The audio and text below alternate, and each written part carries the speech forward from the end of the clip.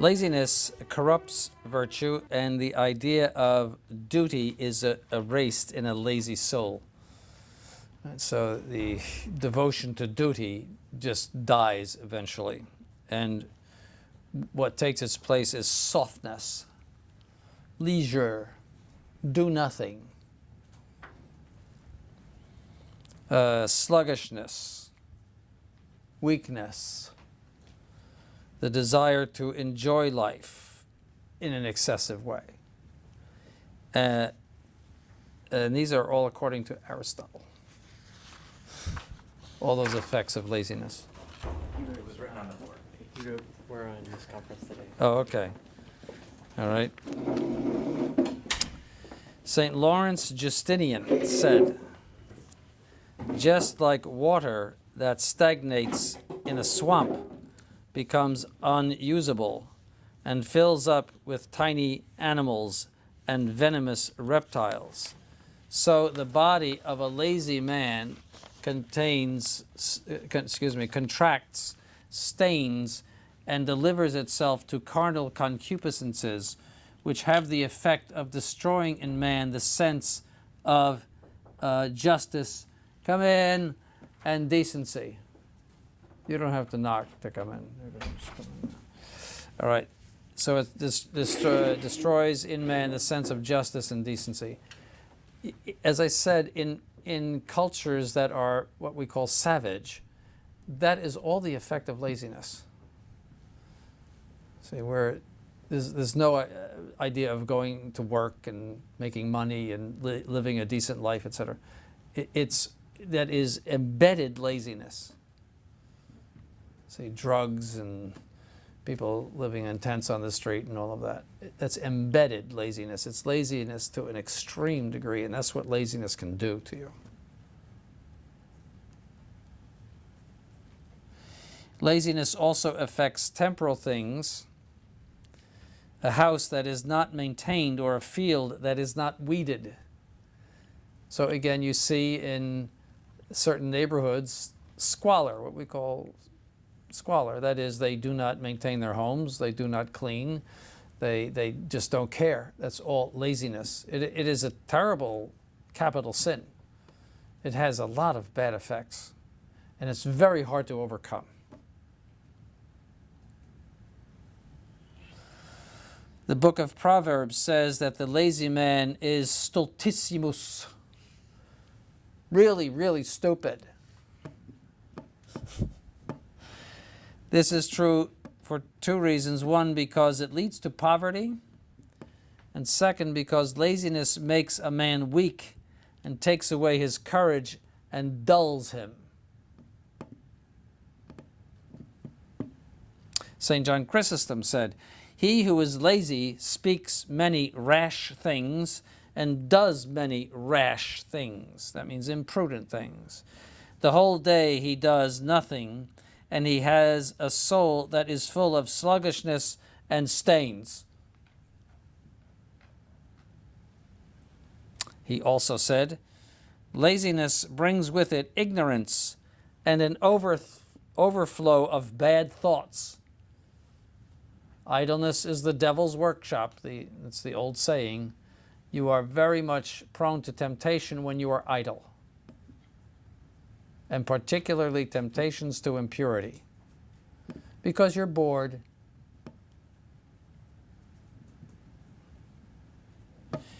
He says, it chases away good thoughts and good desires, inspirations, grace, virtue, and every single good thing. St. Peter Chrysologus said, laziness makes useless the gifts of nature, the faculties of the soul, the good of reason, the superiority of one's intelligence, the judgment of the mind, his aptitude for the arts, the good of education. He refuses to the Creator the fruit that all these things should bring forth, and the recognition which ought to follow them. He merits, just like a sterile tree, to be cut down and be thrown in the fire. if he is a politician, he harms society in an essential way. St. John Chrysostom again. Leisure kills the body, and inactivity kills the mind, whereas the exercise of both these things embellishes both in an admirable manner. So the body and the mind, exercising both. St. Bernard said,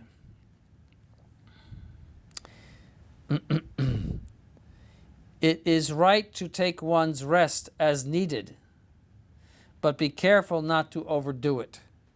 It must be offered to God and be changed into virtue, like our meals, our sleep, etc.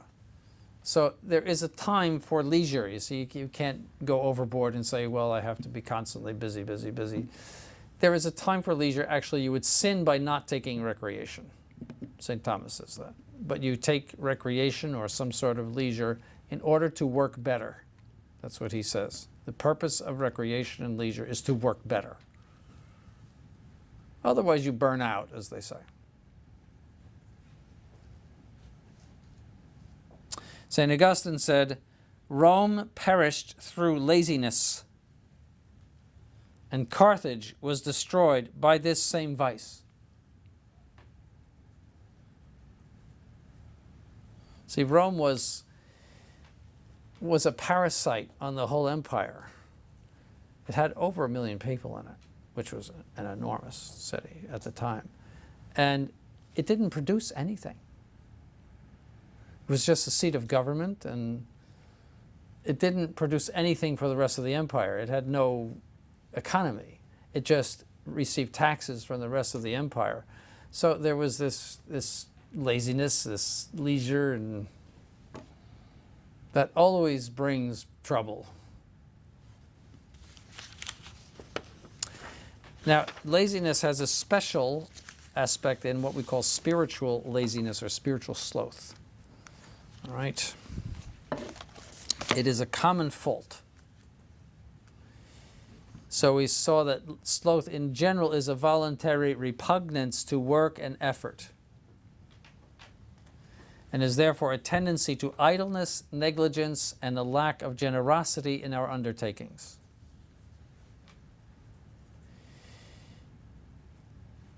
It is an evil disposition of the will by which we fear and refuse effort. See, effort and all the trouble of going to do something, that is the enemy for laziness. That's bad. If it involves any kind of effort, it's bad.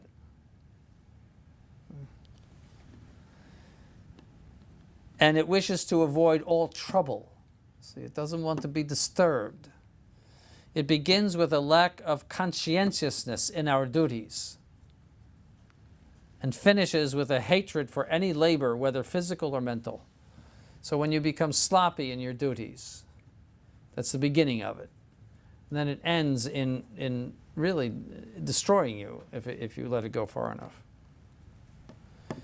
When this love of idleness affects the spiritual duties, it is called spiritual sloth, and it is devastating to the spiritual life. And clergy have to watch out for this.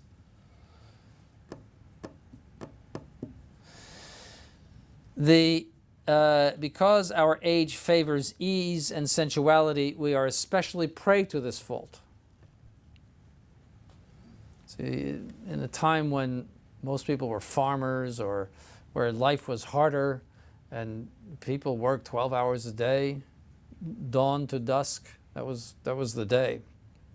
Laborers started dawn, they would put their stuff down when the sun went down.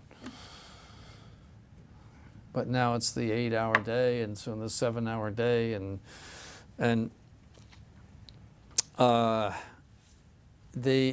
so there has been a tendency to ease, also the ease that machines create. See, washing your clothes 100 years ago, you had a tub, all right?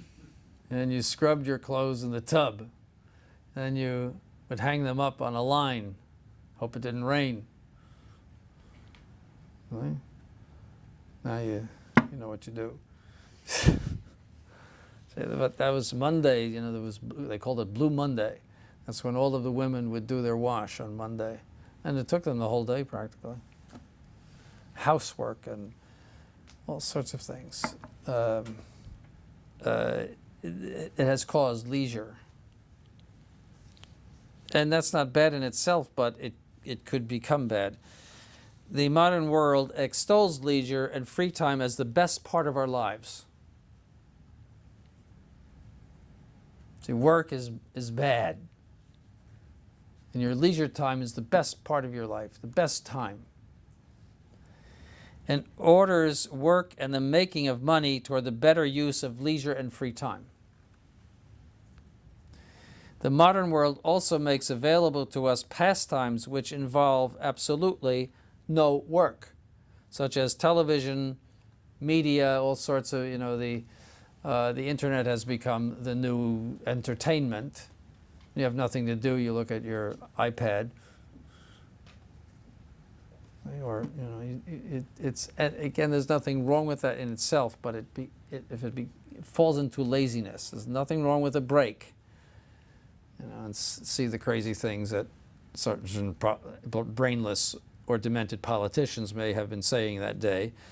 There's nothing wrong with that. It's just excess and attachment is wrong. All right. Spectator sports, the mania, how do I just say, the addiction to spectator sports. That is all corruption. It's one thing to be entertained by that in a rational way. Oh, that's a nice game, you know. But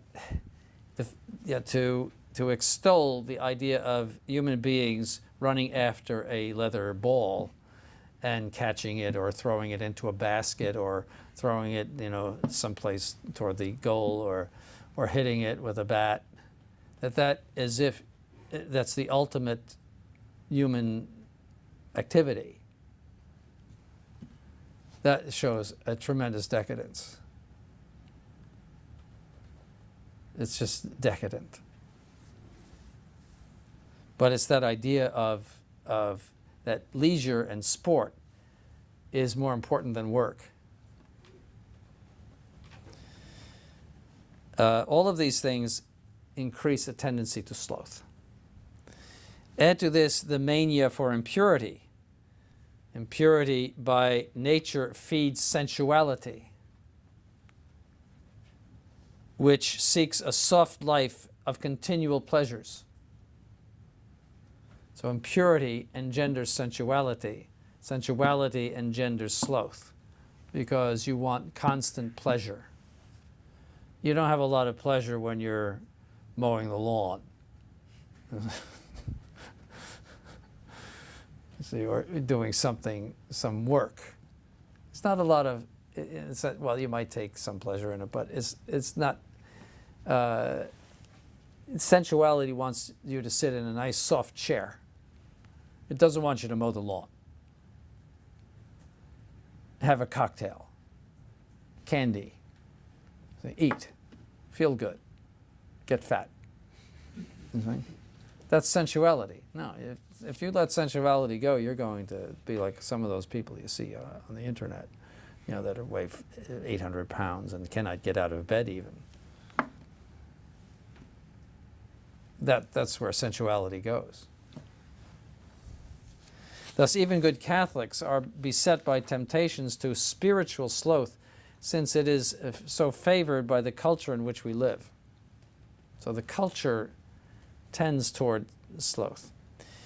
It is also true that the body does not have interest in spiritual things, but only animal things. So just considering your body wants food, it wants to be warm, it wants to sleep, and it wants to have sexual pleasure. That's your body. It really is not interested in anything else. All right? the body does not want to pray. Okay? So when you're given to sensuality, the idea of kneeling down and praying, because praying is the most spiritual thing you can do. It hardly affects your body at all. I mean, you might fold your hands or do something, some gesture, but you don't need to do any of that. You could pray if you're totally paralyzed in a wheelchair. It's a spiritual thing. So it clashes with laziness and sensuality. It just clashes. So when due to original sin, the movements of the body become independent of the movements of the soul. See, before original sin, the soul directed the body completely. There was no revolt. There was no tendency away from the dictates of reason and grace. It was just whatever the soul wants, we do. But after original sin, that was detached. So the body has its agenda, the soul has its agenda. And they fight. So when due to original sin, the movements of the body became independent of the movements of the soul, and they respond only reluctantly to the promptings of the spirit. We see that an undisciplined body will soon lead the soul into spiritual sloth. That's why we have somebody going around knocking on your door in the morning, right? Getting a Deo gratias out of you because your body really doesn't want to get up. See, I mean, if you were to ask your body, what would you like to do right now? The response would be, stay in bed. Roll over. Tell that man to go away.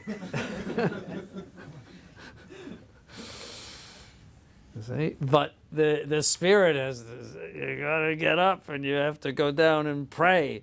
And you have an hour and a half of prayer. You start at 6, well, you've done at 8, 2 hours of praying. See? Which is totally spiritual. So an undisciplined body will eventually affect the soul. So, what are signs of spiritual sloth? First, disgust for spiritual things. So it's not that you hate God or anything like that. It's just that you, because it is exercising the spirit and not the body, and it takes away the leisure of the body, you think, ugh. You see, that involved like saying my rosary. Oh, you know. Here I am sitting nicely in a warm room, and do I have to go down to the chapel and say the rosary and kneel or walk outside? It might be cold out. There's a dread because it involves work and spiritual work. See, that doesn't appeal to the body at all. So it leads us to perform our spiritual duties negligently, to shorten them, or to omit them without serious reason. See, sometimes there's serious reason to omit a spiritual duty. Now remember that as clergy, you will have a whole set of things to do every day. You have to say the rosary every day. That's not true of lay people. There's no obligation to say the rosary every day, even though they confess it all the time. I missed my rosary this week. That's not a sin. But they might be confessing implicitly a spiritual sloth. You see, that's really what they're saying. They probably know that it's not a sin, but they're implicitly confessing sloth, and you can take it that way. But or I miss my morning and night prayers. There is no law that says you have to pray in the morning, and no law that says you have to pray at night. For lay people, even for priests, no law. It's just a very good practice. See, and you could omit that by spiritual sloth. So if you omitted it for some good reason, that's not bad. And even there's things that for example, that excuse from the divine office, which obliges subgravi, but you might have a serious reason, a proportionate serious reason. Typically, duties of the apostolate or duties of state and life, or sickness or need for sleep, and even I saw one author say you're not obliged to deprive yourself of a legitimate recreation. So, but that's moral theology. But there's a time when there's a serious reason why you can't perform spiritual duties. That's not a sin. That's not laziness. But it is laziness to have this dread. So you can notice this dread in you. That's a sign. That's a symptom. Another symptom is sadness. Sloth makes the soul see the yoke of the Lord, which is our spiritual duties, unbearable and weighed down by the guilt of neglect. The soul becomes sad and depressed. That's what happened to Luther. He didn't say his office, and then he would get all worked up because he would try to say all of them in one day. And soon he figured, well, you don't have to do that anyway. That's what he learned on the toilet. It's true. It's true. It's in his life. He was in the cloaca when he realized that from Romans that all you need is faith. He suffered from constipation. All of that is true. I'm not making that up. That's not a smear. Yes. Yeah, I was going to say we found last year that they actually found the cloaca. Yes. Oh, interesting. The source of all the Protestantism. So, well, that's good to know that has been found. So we'll get back to this the next time. That's spiritual sloth.